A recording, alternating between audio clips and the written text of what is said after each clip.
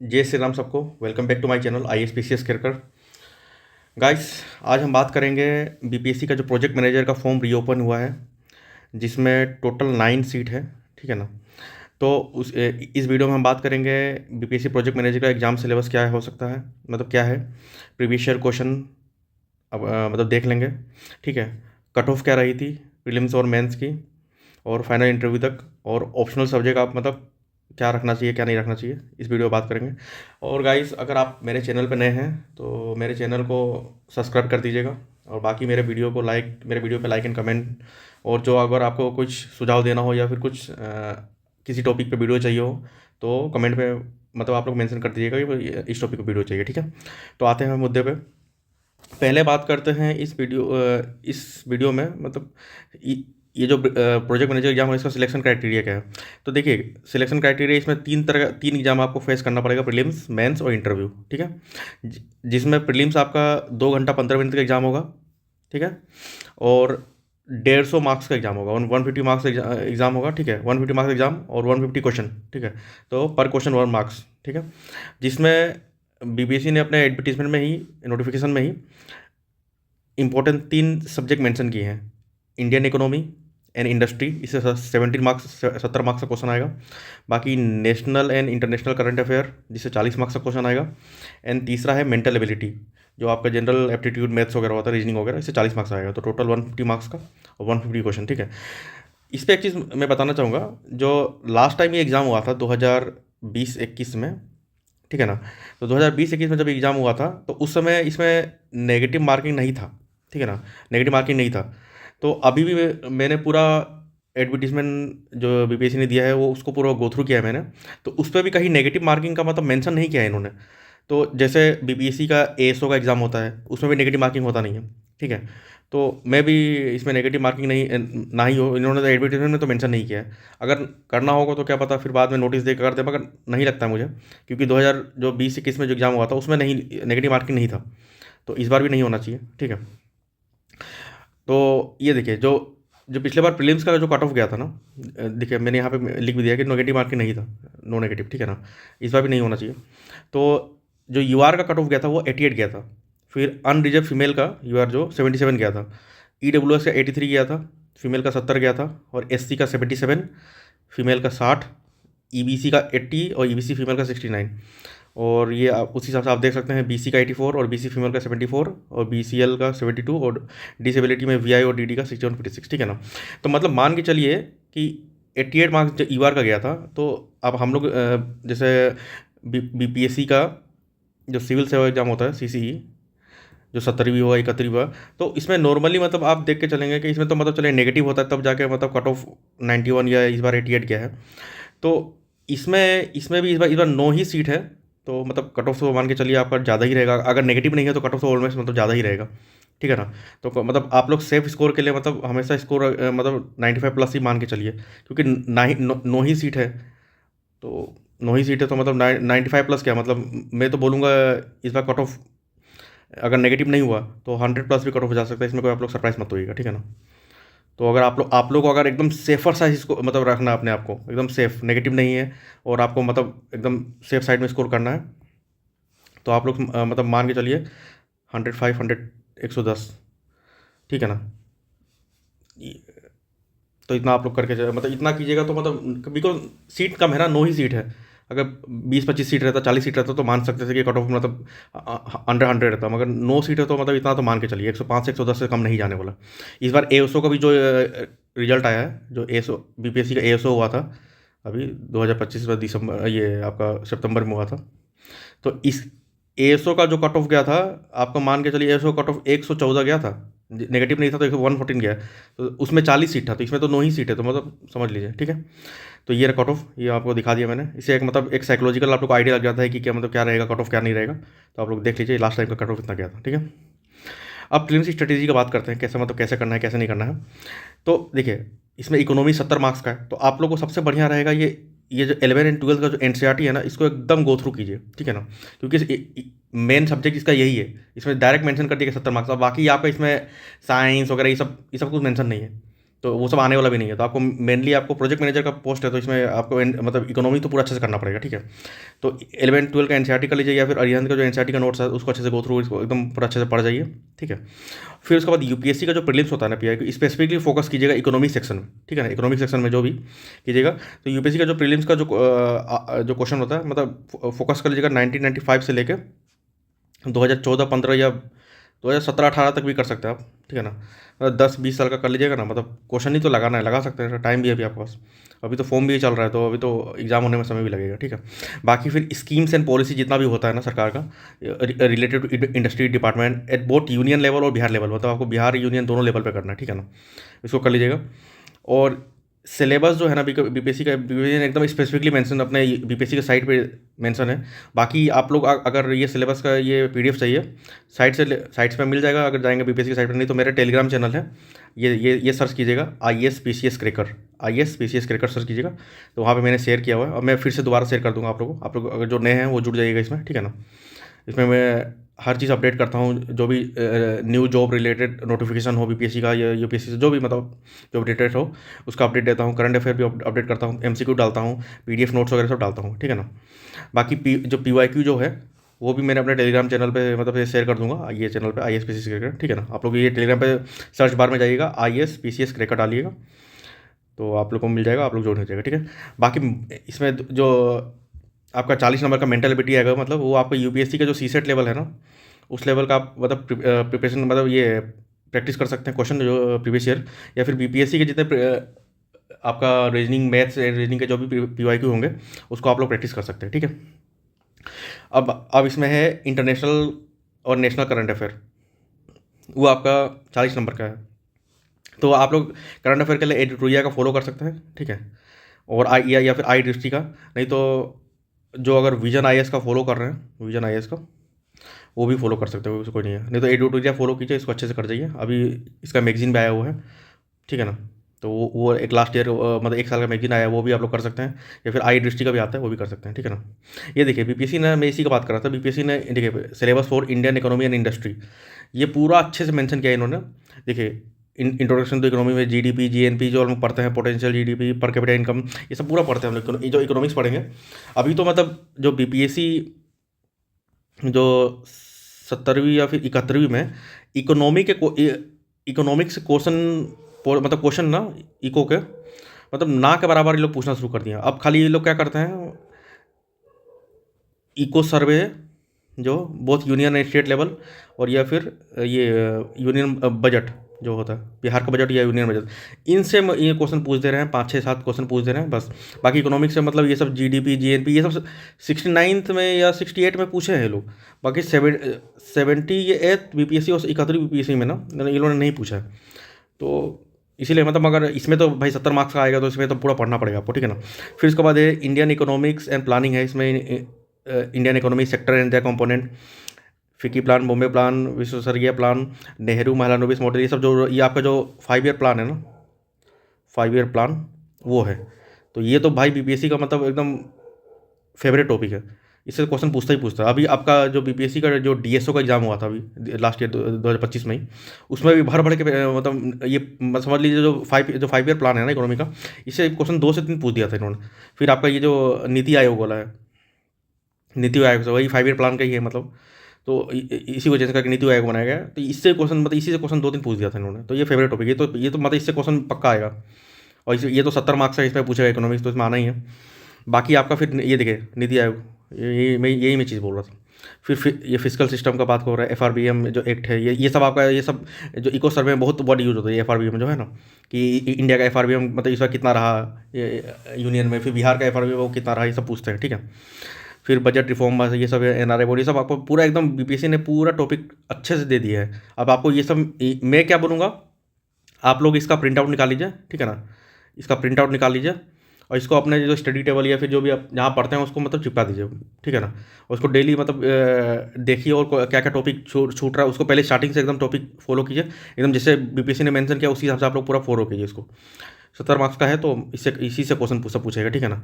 तो मैं इसका ये सिलेबस का PDF मैं टेलीग्राम चैनल पर डाल दूंगा, आप लोग वहाँ से मतलब वो उसको डाउनलोड करके फिर प्रिंट आउट निकाल लीजिए, ठीक है ना।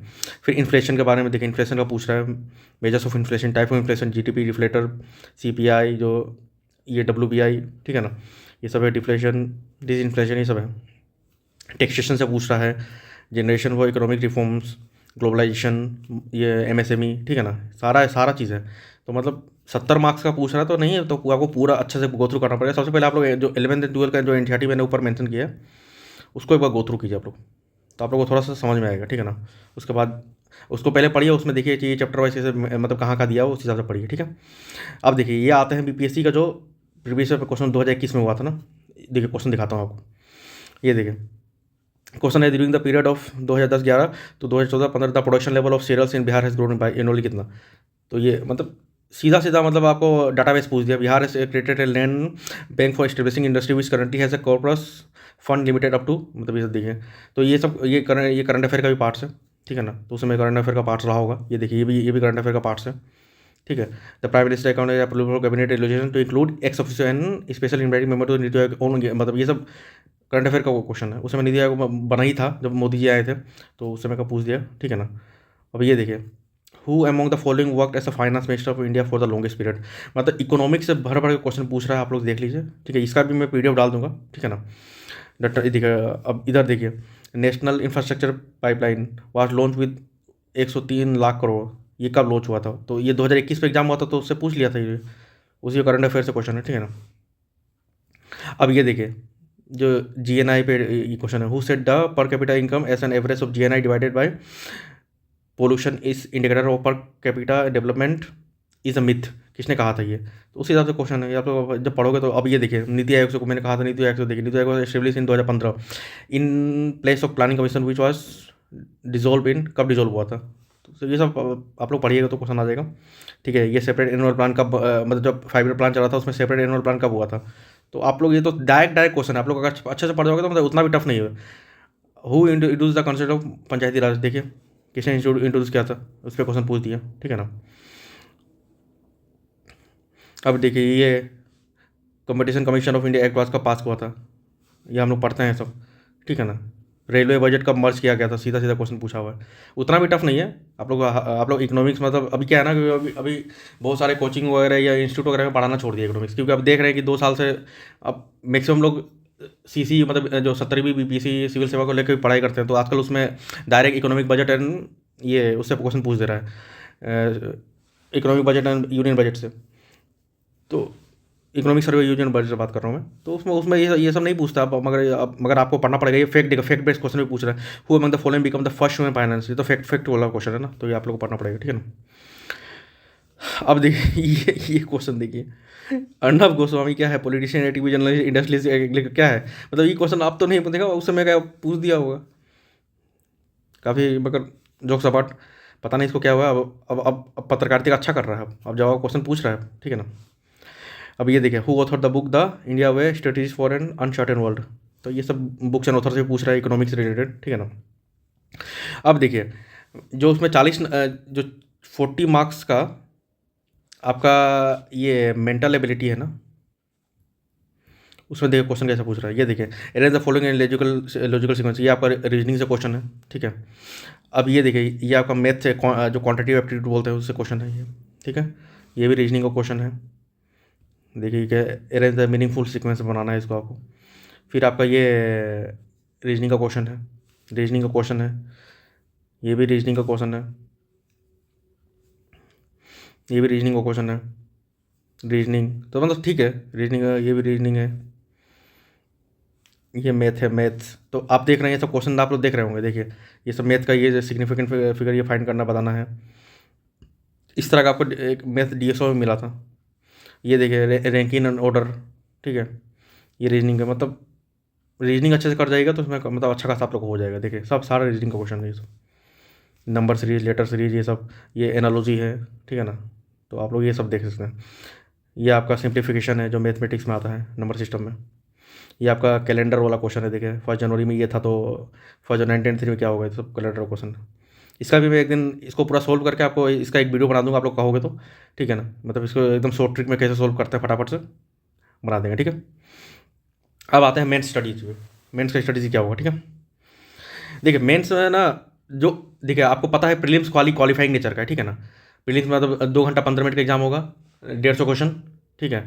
तो 150 को, अब वो क्वालिफाइंग नेचर है, उसका मार्क्स आप लोग मेरिट में नहीं जुड़ेगा। तो मेरिट का मार्क्स आप लोग को 400 नंबर पर जुड़ेगा, जो कि जीएस पेपर ऑप्शनल पेपर है। जीएस पेपर 200 नंबर का, ऑप्शनल पेपर 200 नंबर का, ठीक है ना। वैसे आपका जो मेंस में जो पेपर होगा ना, 4 पेपर होगा। एक general Hindi, general English, GS और ऑप्शनल, ठीक है। तो जनरल हिंदी और जनरल इंग्लिश क्वालिफाइंग नेचर का है, ठीक है ना। ये 100 नंबर का होगा, और ये 100 नंबर का एक पेपर और 3 घंटे का, ठीक है ना। तो ये 3 घंटा, ये 3 घंटा, और बाकी ये जीएस और ऑप्शनल 200 नंबर का, ये भी 3 3 घंटा का एग्जाम होगा। बाकी मेरिट इसी से बनेगा, जीएस और ऑप्शनल से, ठीक है ना। तो लेवल जो ना, ये जो पेपर का है ना, मतलब जो आपका जी जनरल इंग्लिश, जीएस हिंदी और ये जीएस हो गया, तो जो आप एक पेपर है जो होता है बीपीएससी में, बीपीएससी जुडिशरी सर्विसेज एग्जाम का, ठीक है ना। तो उसका लेवल का बराबर ही पेपर होता है इसका। तो कहोगे तो मैं उसका प्रीवियस ईयर क्वेश्चन डाल दूंगा मेरे जुडिशरी का। मतलब अभी मेरे पास वैसे ये जो प्रोजेक्ट मैनेजर का जो प्रीलिम्स का पीवाईक्यू है वो मैं टेलीग्राम ग्रुप में डाल दूंगा। बाकी मेंस के लिए जनरल हिंदी, जनरल इंग्लिश का पेपर है, ठीक है, वो डाल दूंगा मैं। और इकोनॉमिक्स का भी ऑप्शनल का क्वेश्चन मेरे पास होगा, वो मैं डाल दूंगा इकोनॉमिक्स का। बाकी और जो जैसे जैसे ऑप्शनल में ना, आप लोग ऑप्शनल में मतलब जितने इंजीनियरिंग के सब्जेक्ट हैं, जो मैकेनिकल हो गया, इलेक्ट्रिकल हो गया, ये सब तो एलिजिबल है ही, ठीक है। इसमें वो नहीं है। बाकी बाकी आपका ये फिजिक्स, केमिस्ट्री, जो चार्टर्ड अकाउंटेंट, लेदर, सिल्क, जो लेदर टेक्नोलॉजी, सिल्क टेक्नोलॉजी, ये सब ब्रांच भी एलिजिबल है।